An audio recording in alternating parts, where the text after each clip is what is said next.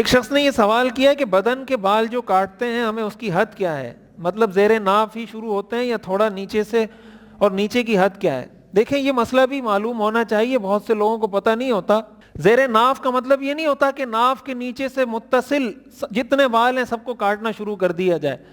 یہ جو حکم ہے زیر ناف بال کاٹنے کا، اس کا بنیادی جو مقصد ہے اسلام میں، وہ مقصد یہ ہے کہ انسان کے جسم پر ایسے بال ایسی جگہوں میں موجود نہ رہیں جس کی وجہ سے اس کے جسم پہ گندگی رہے، نجاست رہے، ایسی بالوں کے اندر وہ گندگی لگ جائے اس کے جسم پہ، اس کو پتہ نہ چلے وہ دھو لے لیکن بال ہونے کی وجہ سے وہ گندگی موجود رہے۔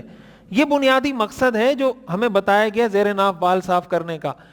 تو اسی لیے فقہاء نے یہ لکھا ہے کہ زیر ناف بالوں کا مطلب کہ انسان کے جو رانوں کے درمیان کا جو حصہ ہے، اسی طرح جو پاخانے کا حصہ ہے جہاں پر اس کو خطرہ ہے کہ اگر میں استنجا کر لوں گا تو استنجا کے بعد بھی یہاں گندگی لگی رہ سکتی ہے، اس جگہ پر جو بال ہیں ان بالوں کو صاف کیا جائے۔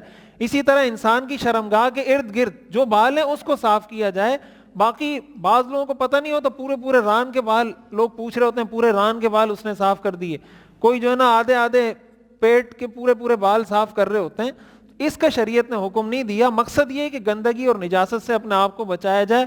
جہاں جہاں اس چیز کا خطرہ ہے کہ نجاست گندگی لگ سکتی ہے تو اس کو اچھے طریقے سے صاف کر لیا جائے۔ بس فقہاء نے یہ لکھا ہے کہ جہاں سے جو حدود شروع ہوتی ہیں یا جو ہڈی شروع ہوتی ہے، اس ہڈی سے شروع ہو کر نیچے پاخانے کی جگہ تک جہاں جہاں جو بال ہیں اس کو صاف کر لیا جائے۔ باقی اگر ران کے بھی کناروں کے وہ بال جس میں یہ خطرہ ہے کہ یہاں نجاست لگ سکتی ہے اس کو صاف کر دیں۔